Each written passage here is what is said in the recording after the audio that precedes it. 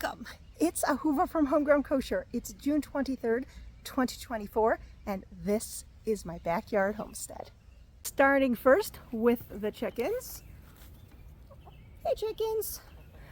They're enjoying being out in the run. Some of them are in the back over there. It's a little bit overcast, so they have shade everywhere. This is Cookie over here. Say hi, Cookie. Cookie is 10 years old, over 10, which is over 100 in chicken years, so she has a little bit of trouble walking, as you can see, but she still stays around over here. They get to live out their natural lifespans over here. She still is living her best chicken life. And this is Gertrude. This is Gertrude. Say hi, Gertrude. Gertrude is my friendliest, favorite hen. She's also beautiful. She's a speckled Sussex, and she thinks that I brought her treats.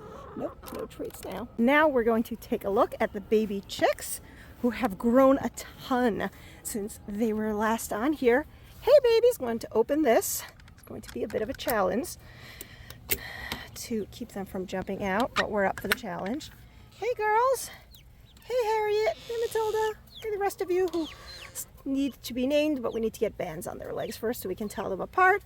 It's not necessary, of course, to name them, but it's fun. Got water in there. They access it by pecking on those chicken nipples. Please do not try to escape. They definitely don't need that heater over there anymore. I should probably take it out. There's food in here, though they do like kicking shavings into it. Hey, don't come out. Right here, next to the baby chicks, who are going to be pecking on the window now to let me know that they see me. Yes, I see you. We have a pallet compost bin that I built some years ago, and it has fallen apart. I either need to rebuild it or build something else to replace it.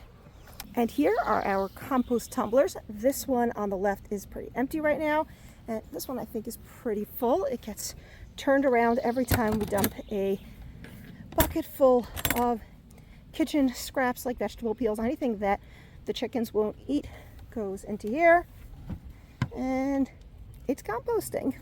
I always add some shavings from the chicken, some chicken bedding also for browns, because compost needs what's called browns and greens in order to compost properly. This actually is an old compost bin system that I built for a previous property, and you can tell that that was a while ago because there's a tree growing in the middle of it, but I saved it to repurpose the wire and wood for something at some point, which I may still do. Now we're going to head over here to the garden. Let's get inside and take a look.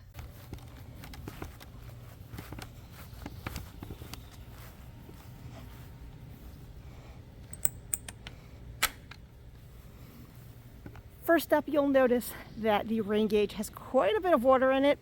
This is what's rained here between Friday night and yesterday, Saturday, Shabbos. Nice amount of rain, so I do not need to water the garden the beginning of the week. Here we've got radishes. I have picked a lot of them, but there are still some. Let's pick a radish for you.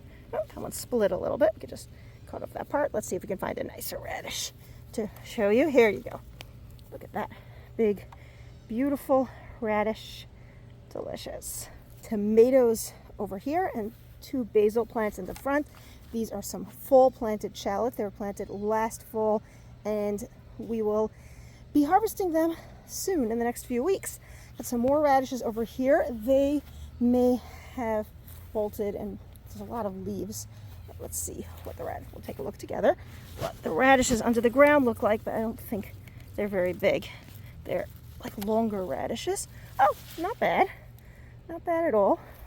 A little imperfect, but that's how things grow. These are peas. I honestly did not think I would get any peas because we had some issues with the pea plants. We had a groundhog who got into the garden through like climbing underneath, making a hole underneath one of some of my old fencing that had rusted out. I repaired that, and the pea plants had been eaten down to the ground, but apparently we have some peas.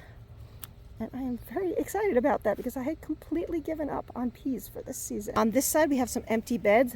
1, 2, 3, and 4. That one that's falling apart are going to be planted with cucumber plants. 8 in each one. 4 on this side, 4 on that side. And I have a trellis that is an A trellis. You'll see on the next tour that goes on top, and those grow up that trellis. I have those seedlings. I started them inside, not necessarily to start cucumbers inside, but I chose to do that because I have the seed starting set up and it was quite hot and dry. Over here is going to be zucchini, and over here is going to be summer squash. I also have those seedlings inside. In this bed right here under the burlap, I planted some parsnip seeds, and they are not coming up yet, but they can take time to come up. The burlap helps keep the soil underneath moist. Over here, we're planting some winter squash. I think it's kabocha this year, and some winter squash here as well. Here are our onions. You've been watching the process of growing. You'll see how much they have grown recently. Look at those nice onion tops, and that's a good sign because how nice and lush the onion tops are a good indication of the nice size onions that you will get. I grow long day onions in my area, and that means that once the days get long, as they start to shorten, that triggers the onion to bulb up.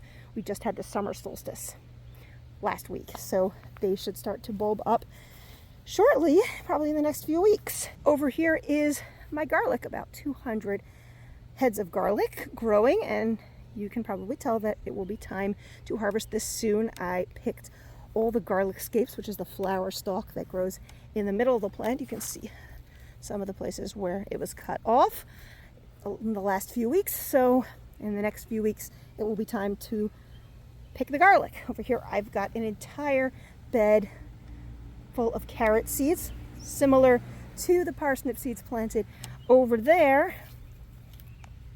They haven't started to come up yet. This is to keep the soil nice and moist. We've got some more tomato plants over here. These are my indeterminate tomato plants. They're going to grow nice and tall, and I keep trying to train them to grow inside the cage, and I did take off a lot of side shoots.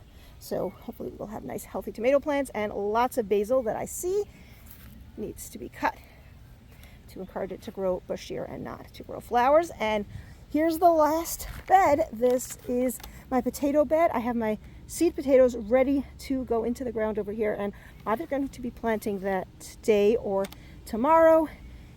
It's later than some people plant potatoes, but I have found that if I wait a little later in the season to plant potatoes, they do better because they miss some of the pests, and the cold soil in the early season is not as good for them. We will get potatoes. Not super early, but we will get potatoes, and that's it. That's the garden. Things change in a basically weekly basis in the garden, so hopefully I'll be making another one of these tours in the weeks to come, and next time there will be something growing in every single bed for me to show you.